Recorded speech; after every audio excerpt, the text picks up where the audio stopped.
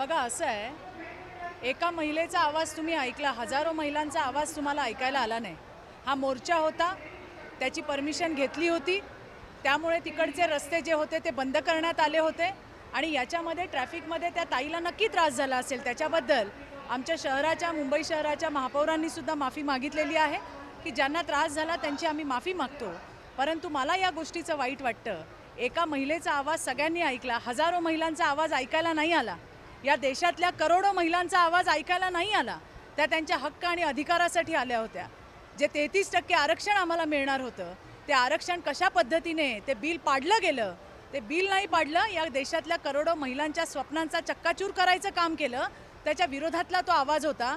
मला हेच या ठिकाणी सांगायचं आहे की लाखो करोडो महिलांचा आवाज तुम्हाला कुणाला ऐकायला आला नाही, एका महिलेचा मात्र आवाज तुम्हाला ऐकायला आला. हे खरंच दुर्दैव आहे. तिला जर त्या ठिकाणी त्रास झाला असेल, आम्ही माफीच मागतो त्याची. परंतु परमिशन घेण्यात आलेली होती, रस्ते बंद होते, त्यामुळेच त्या ठिकाणी वाहनं अडवण्यात आली होती. त्यांना डायव्हर्ट करून दुसरीकडे पाठवणं हे प्रशासनाचं काम होतं, आमचं नाही.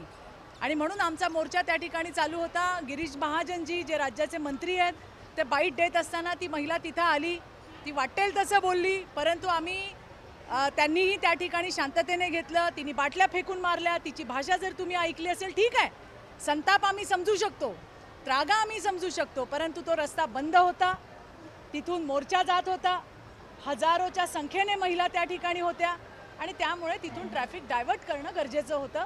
त्या महिलेला त्रास झाला, त्याची पुन्हा एकदा आम्ही माफी मागतो. पण समाजाचं आम्ही जे पाहिलं, ज्या पद्धतीने फिरवलं गेलं की एक महिलेचा आवाज हा तुम्हाला सगळ्यांना ऐकायला आला, पण हजारो महिलांचा आवाज तुम्हाला ऐकायला आला नाही, ज्या 30 वर्षापासून लढत आहेत, स्वतःच्या हक्कासाठी लढत आहेत, पण तो अधिकारासाठी लढत आहेत, तो आवाज दुर्लक्षित केला गेला आणि एका महिलेचा आवाज मात्र सगळ्यांनी दाखवला. हे दुर्दैव असं म्हणावं लागेल. बघा असं आहे की याच्या आधीसुद्धा कुमार विश्वास आणि इतर असे मोठे मोठे जे नेते आहेत ते अरविंद केजरीवालांना सोडून गेले. त्याही वेळेला त्यांनी सांगितलं होतं की यांना स्वतःपेक्षा आणखीन कोण जास्त प्रसिद्धीला आलेला नेता चालत नाही. त्यावेळेला कदाचित लोकांनी दुर्लक्ष केलं असेल, परंतु आज ज्या पद्धतीने राघव चड्डा आणि बाकीचे लोक येत आहेत हे तुम्ही पाहिलं.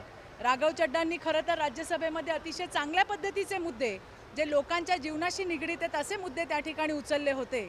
आणि असं असतानासुद्धा एक पॉप्युलर चेहरा होता राघव चड्डा, ते कुठंतरी केजरीवालांना सहन झालं नसावं आणि म्हणून त्यांना त्या पदावरून त्यांची गच्छंती करण्यात आली. शेवटी बघा, राष्ट्रसेवेचं काम करायचं आहे, देशसेवेचं काम करायचं आहे आणि आज त्या ठिकाणी देशाचे यशस्वी आणि लोकप्रिय प्रधानमंत्री मोदीजी ते काम करतायत. त्यामुळे ज्यांना ज्यांना यात सहभागी व्हायचे ते सगळे येऊन मोदीजींना त्या ठिकाणी सामील होत आहेत आणि हा कारवा जो आहे तो वाढत चालला आहे. मला वाटतं हे आपल्या दृष्टीने चांगलंच आहे.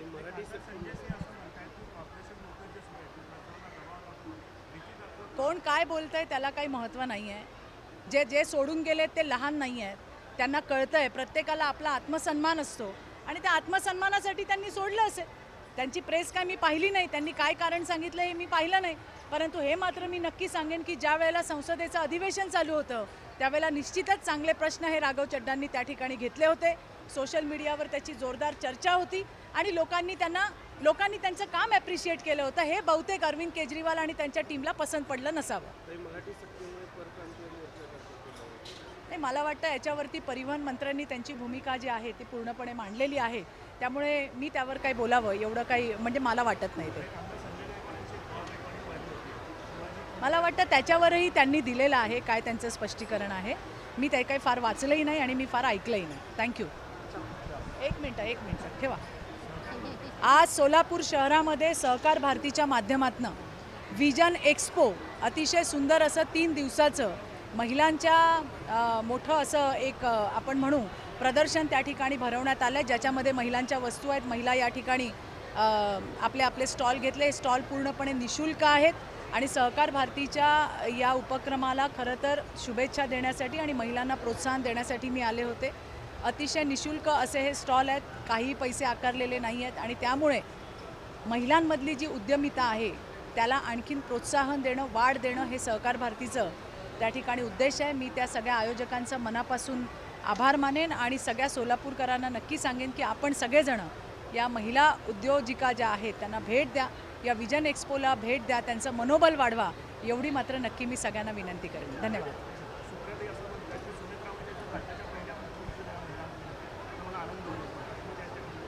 बारामतीच्या मोठ्या ताई कधी काय बोलतात कधी काय बोलतात, त्याच्यामुळे त्यांच्या प्रत्येक स्टेटमेंटला उत्तर देणं मला काही योग्य असं वाटत नाही. त्यांची जी भूमिका आहे, महिला आरक्षणाला ज्या पद्धतीने त्यांनी विरोध केला, हे खरं महाराष्ट्राचं दुर्दैव आहे. कारण या सगळे जन्माला आले तेव्हा येताना आरक्षण घेऊन आल्या होत्या.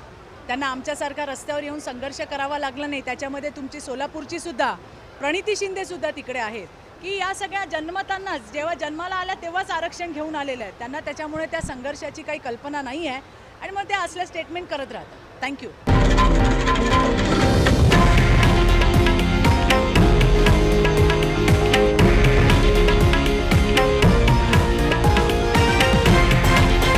हे आहे देशातील नंबर 1 न्यूज नेटवर्क आणि आपण पाहत आहात TV9 मराठी, एकमेव.